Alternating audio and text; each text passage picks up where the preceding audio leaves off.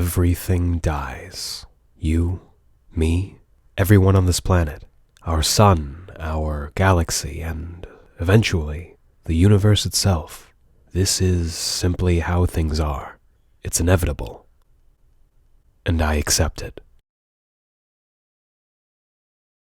In the summer of 1984, the world of Marvel Comics was forever changed by Secret Wars, an epic universe-wide crossover that brought together the company's biggest characters on a scale never seen before. This story proved to be a huge success, paving the way for the modern age of comics, where large-scale crossovers and events have become commonplace. And while there's been no shortage of other event stories that walk down the path paved by Secret Wars, it was inevitable that Marvel would one day return to the concept that's ushered in their modern age. And in the summer of 2015, the Marvel Universe was changed forever once again. Created by Jonathan Hickman and Esad Ribic, 2015's Secret Wars is nothing short of a masterpiece. The grand culmination of Hickman's 2-year run on the Avengers and New Avengers titles, as well as his previous 4-year run on the Fantastic Four, this story reimagines the world of Marvel Comics as Battleworld, a fragmented planet comprised of different realities from across the multiverse, all existing under the forceful rule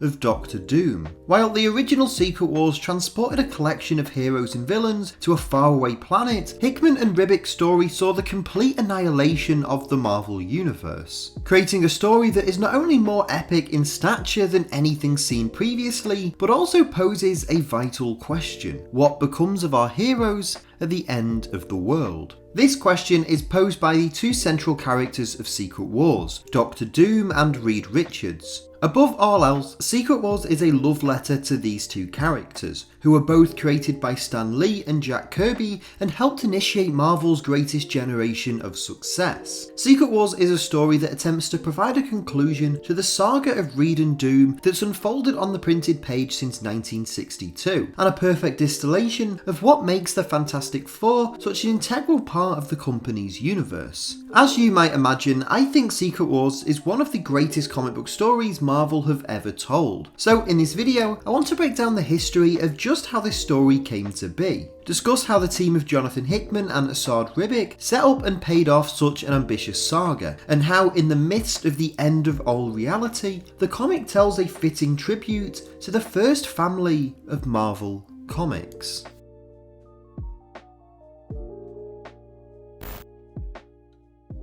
Before we continue though, just a quick reminder to leave a like on this video if you enjoy it, and subscribe to Owen Likes Comics so you don't miss out on any future videos.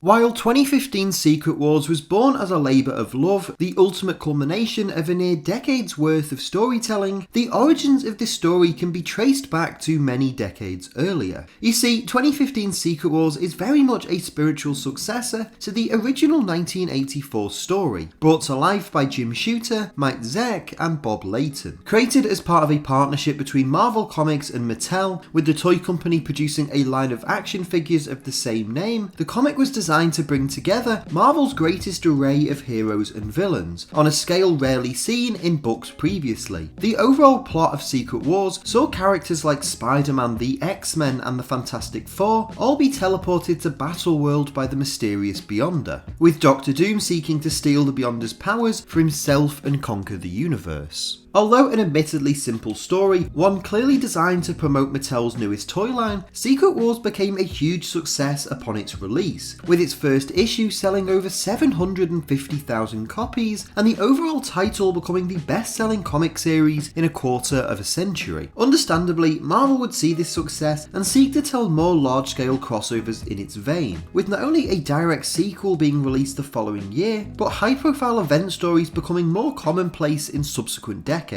By the time that Marvel had begun to truly dominate popular culture in the late 2000s, thanks to the success of the company's groundbreaking cinematic universe, the legacy of Secret Wars could be felt throughout every corner of its storytelling. Now, it was also around this time that a new writer would begin working at Marvel, one who would, over the course of the next decade, revolutionize the way the company told its stories forever. Jonathan Hickman. Following the release of his creator-owned comic The Nightly News, Hickman joined Marvel in 2009, where he first worked on Secret Warriors before beginning a celebrated run on the Fantastic Four. At a time when the company were beginning to de-emphasize the superhero team, Hickman's Fantastic Four series was met with widespread acclaim, introducing countless new concepts and status quo changes like the Future Foundation, a new iteration of the team formed after the death of the Human Torch, as well as the Council of Reeds, an interdimensional team comprised of each universe's version of Reed Richards. It would actually be the Council of Reeds that would set the stage for Hickman's Secret Wars, as in the writer's very first issue on the title, Fantastic Four issue 570, our version of Mr. Fantastic would meet the Council for the first time, and it would be here that he would learn about incursions. Explained as contractions in the multiverse's timeline, causing different universes to collide and destroy each other, incursions would become the inciting incident behind Secret Wars. After the conclusion of Hickman's Fantastic Four run, the writer would begin working on the Avengers comic, as well as its sister series, The New Avengers.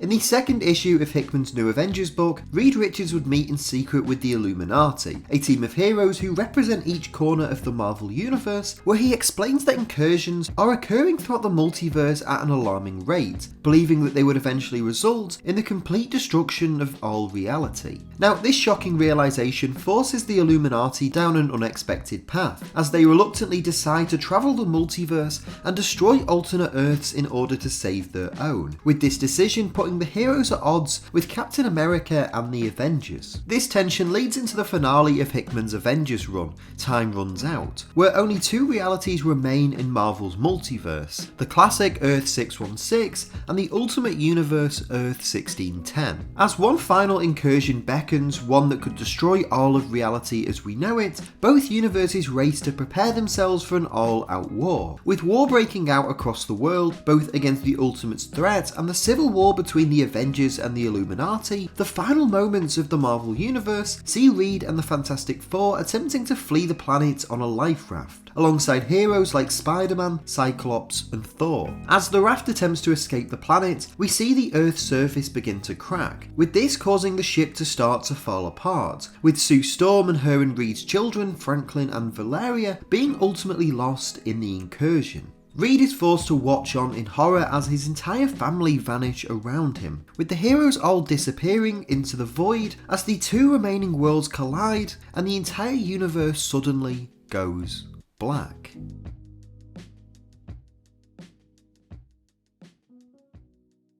Issue 2 of Secret Wars opens 8 years later, as we see an army of Thors preparing for a ceremony. At the centre of this ceremony is Mjolnir, and we watch as a young Thor steps up and lifts the hammer. The entire room erupts in cheers as this budding god of thunder is invited to join the Thor Corps, the police force of this strange new world. As the young Thor goes on his first mission alongside his mentor, we learn the history of this reality. The elder Thor explains that in the beginning, there was nothing until the universe was created by God, or as he prefers to be known, by Doom. The two Thors then confront Mr. Sinister, bringing him to Castle Doom, where the villain is set for court following a dispute between him and the House of Braddock. It's here where we first see Doctor Doom, as he sits atop the World Tree with Doctor Strange by his side. Initially stoic and silent, Doom eventually orders the entire House of Braddock to be executed, before he's encouraged to show mercy by his wife, Susan Storm. We quickly realise the extent to which the universe has changed, as Strange is confronted by Valeria, now the daughter of Sue and Doom. Valeria tells Strange that she's discovered an object that seemingly predates the creation of the universe, with Strange dispatching the two Thors to go and search for it. As they arrive though, they're suddenly confronted by a mysterious ship, and when attempting to open it, are met by the Mad Titan Thanos. We soon realise that this ship containing Thanos and his allies, including the Maker, was the villain's own version of a life raft, and they quickly overwhelm Doom's forces. Strange arrives on the scene to find Thanos and the Cabal gone, with only the young Thor being left alive. Strange and the young Thor inspect the ship's life raft, where they discover a stowaway hidden inside the ship, Miles Morales, the Ultimate Spider-Man. Upon pressing Miles, Strange quickly realises that he, as well as the Cabal, remembers the world before it was run by Doom, and as such, he takes the hero to the hidden Isle of Agamotto, where we learn that another ship also landed on Earth sometime earlier. Thor opens the ship and outsteps the heroes aboard the 616 life raft, including Spider-Man, Black Panther, and Mr. Fantastic. Still shaken by the apparent loss of his family, Reed Richards asks Strange what has happened, with Strange explaining that following the final incursion, he, Doom, and Molecule Man travelled into space to confront the Beyonders, stealing their power and using it to piece together the remaining fragments of the multiverse into a new Earth, with Doom, who was the one wielding this power, rebuilding all of reality in his own image. As the heroes start to regroup, we find Thanos and his team being confronted by the Thor Corps, and a violent battle breaks out that attracts the attention of both our heroes and Doom himself. Just as the Thors appear overwhelmed, Strange leads the heroes into battle, only for Doom to teleport there and witness his greatest fear materialise: the return of Reed Richards. In the midst of this fight, the two longtime foes confront one another, with Doom lauding his success in saving the entire universe as he fights off Reed's allies, killing both Cyclops and Strange in the process. The next day, Doom holds a funeral for Strange, where he blames his death on the intruding team of heroes and orders his daughter Valeria to track them down. From here, we see that the heroes have been scattered throughout Battleworld, with Black Panther and Namor stuck in Egyptia, Captain Marvel being detained in Bar Sinister, and Reed and the Maker finding an abandoned lab in Utopia. Inside this lab, the two Reeds synthesize a plan to kill Doctor Doom, whilst discussing their shared past and lives before the incursions. As they talk, we see the two Spider-Men sneaking into Doom's castle, where they find a trapdoor that leads them to the source of Doom's power, Owen Reese, the Molecule Man. Entering a white space outside of reality, Peter and Miles confront Molecule Man, with Miles giving him a burger that he had in his pocket. Satisfied by this, Reese explains to the pair that Doom was able to take the Beyonders' powers because of him, and without him, the villain's control over Battleworld would quickly slip away. While all of this is going on, Doom discovers that Maximus the Mad is leading an army across Battleworld to usurp him, and is being aided by Mr. Sinister and Captain Marvel. While the Thor Corps are initially dispatched to take them down, Jane Foster and the young Thor convince the team to switch sides, and with his army being quickly overrun, Doom is forced to enter the battlefield himself. It's here that Doom encounters Thanos one-on-one, with the Mad Titan seeking to take his place as the ruler of Battleworld, before he's quickly killed by Doom. As Doom stands over his fallen foe, a portal suddenly emerges and a swarm of zombies walk through it, led by Namor and Black Panther, the latter of which is now wielding the Infinity Gauntlet. Using the gauntlet, T'Challa is able to keep Doom at bay, seeking to distract him, while Mr. Fantastic and the Maker break into the villain's stronghold and locate Molecule Man. However, it's here that the Maker suddenly betrays Reed, only for Molecule Man to free him and slice his alternate universe counterparts into pieces. As Mr. Fantastic attempts to reason with Molecule Man, Doom teleports himself into the white space, attempting to destroy Reed, only to discover that his powers no longer work. Molecule Man taunts him, declaring that the two longtime foes are now equal, and Reed and Doom begin to fight with all of reality at stake. It's here that Reed tells his longtime rival that even though he saved reality by creating Battleworld, he never could let go of his insecurities, having to steal Reed's entire life and erase him from existence. Doom accuses Reed of jealousy, proclaiming that he believes that he could have done a better job with these godlike powers, and in response, Reed tells Doom that he doesn't believe that he's better than him, more so that he believes that Doom could be better than he currently is, and agreeing that he could put Doom's power to better use. Hearing this, Molecule Man seemingly agrees, and transfers all of the Beyonders' powers into Mr. Fantastic, and with Doom defeated, the entire world flashes white once again. We return 8 months later, as we see Miles Morales sitting atop a rooftop in New York City, when he's suddenly met by Peter Parker. Realising that these two now exist within the same universe, Miles recalls their conversation with Molecule Man, where after giving him the burger, Reese promised to one day return the favour. Now understanding just what he meant, the two heroes choose to embrace this new status quo. As the Marvel Universe begins to return to normalcy, we discover Reed, Sue and their children preparing preparing to depart Earth to go and rebuild the multiverse, using a combination of Reed and Franklin's powers to restore each universe and catalogue them as they go. Before they depart though, Reed reflects on everything that he has recently been through, explaining to Sue, Franklin and Valeria that he has learned to let go of his fears and instead chooses to put his faith in hope and endurance. As they leave for their next great adventure, the comic cuts to Latveria, where we see Doctor Doom discover that his damaged face has now been healed, realising that his former enemy has given him a second chance at redemption, and despite whatever problems one may face, there always remains a better tomorrow.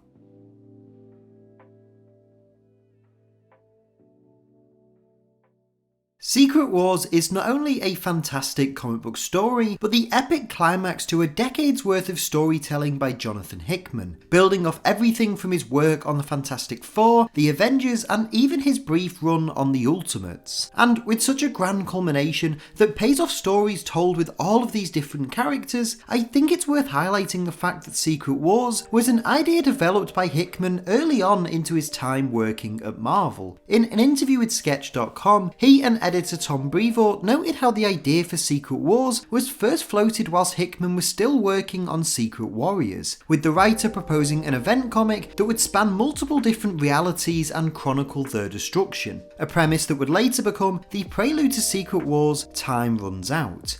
As Brevoort recalls, the event wasn't the event at first. Secret Wars was an idea Jonathan had for a book, and it was relatively early. He pitched me this idea of doing a book that would be called Secret Wars, that would effectively be the book that New Avengers was. It would be the Illuminati, and they'd be dealing with these universal incursions and having these battles and conflicts with these alternate worlds on a regular basis. And that would be the series. Secret Wars was something on the back burner as things developed, and he planted certain seeds in the Fantastic Four run to set that up. Knowing this story would be his ultimate endgame, Hickman began to lay the foundations for Secret Wars throughout his 4-year run on the Fantastic Four, introducing the concept of incursions in his very first issue, with the plan being to launch his ambitious story in its climax. The original plan for Hickman's final issue of Fantastic Four was to see Doctor Doom be trapped in an alternate universe, where he discovers the existence of his own version of the Council of Reeds. Taking control of this multiverse team of Dooms, Victor would lead them throughout different universes, conquering and destroying each one in its wake, with this being the inciting incident that would cause the incursions. This plan though was eventually scrapped,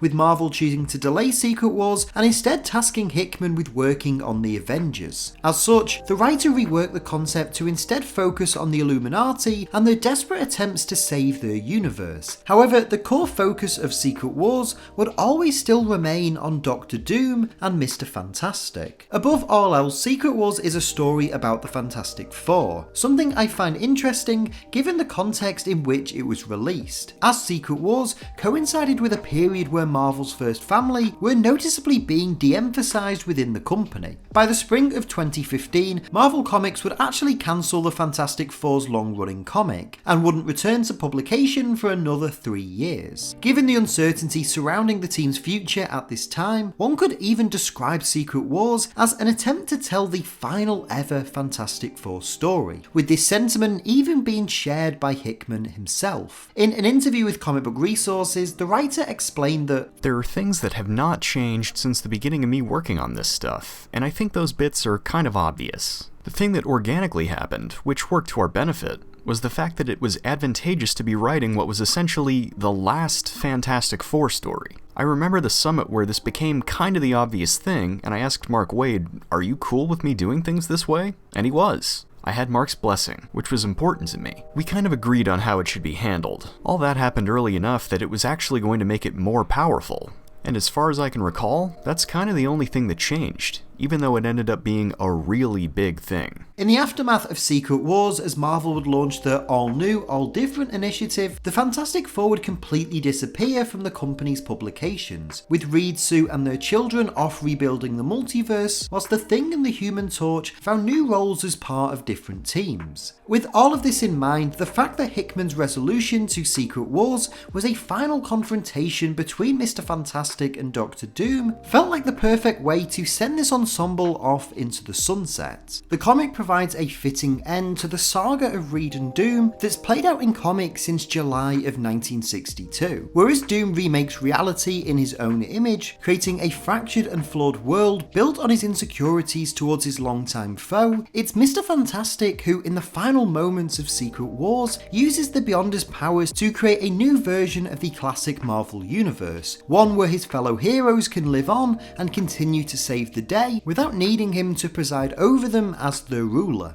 The difference between Doom and Reed is encapsulated here. Whilst Victor seeks to rule and have control over the things that he fears, Reed chooses not to be defined by his powers, and instead chooses to place his trust in his fellow heroes to protect this new world that he creates. And his role in it isn't to be a god or a king, but instead to be a father, a husband, and a scientist. By restoring the Marvel Universe, giving their archenemy a second chance, and jetting off into the cosmos for the next great adventure, the Fantastic Four are given a send-off rarely seen in serialised storytelling. And although the team would make their long-awaited return to the printed page in 2018, I think Secret Wars signifies the ending of an era for both Marvel's first family and the company's entire universe. The epic interconnected saga of Marvel Comics that truly began when Reed, Sue, Ben and Johnny made their first appearance some 54 years earlier came to its timely end with the destruction of all of reality. And it's in the creation of a brand new universe, one where a new generation of heroes can take centre stage, that the legacy of the Fantastic Four is perfectly encapsulated and personified. Today, the Marvel Universe may no longer revolve around the Fantastic Four, but it's here in the climax to this grand and ambitious event comic that we're ultimately reminded of the crucial role that these heroes played in bringing it to life. In summary, 2015's Secret Wars is a genuine masterpiece, a comic that reimagines a beloved 1980s story that set the precedent for the next generation of storytelling, as well as being the culmination of a sweeping saga told by one of comics' then rising stars, while simultaneously being a heartfelt conclusion to the decades of adventures, trials and tribulations of the first family of Marvel Comics. Secret Wars is great for so many reasons, but to me, it'll always be at its core a beautiful and emotional love letter to the Fantastic Four, and a reminder that as long as Marvel continues to tell its tales and expand into new formats, media and concepts, a piece of this beloved superhero team will forever remain at its core. I learned the difference between living and dying is managing fear, not being so afraid of losing the things you love that you hold them too tight. I used to believe in universal contraction, entropy, and the end of all things. Well, I've changed my mind. I'm letting go, because now I believe in expansion. I believe we endure. Don't you see? Everything lives.